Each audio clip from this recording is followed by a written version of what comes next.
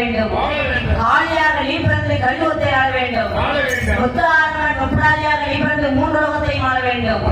அத்தனை காளியா நீ பிறக்கணும், கிடைத்தெல்லாம் நீ ஆழ்வாய் போ அப்படின்னு சாபம் கொடுத்தவனே பார்வதி நடுங்கிட்டான். பகவானே இப்ப நான் என்ன சொல்லிட்டேன்? நாகராஜாவுக்கு நாகடிக்கு பிள்ளை வரதான் கொடுக்க சொன்னேன், என்னையே போய் பிறக்க சொல்லிட்டீங்களே, சாத்தியமாகுமான்னு கேட்டா. அவ பார்த்தா பகவான் அதே சாந்தமடைந்து, அம்மா பார்வதி பிள்ளையா பிறக்கணும்னா நீ போய் பிறக்க வேண்டாம். உன் 1008 சொருவத்துல அரை சொருவத்தை எடுத்து அவருடைய மதுரை கழித்து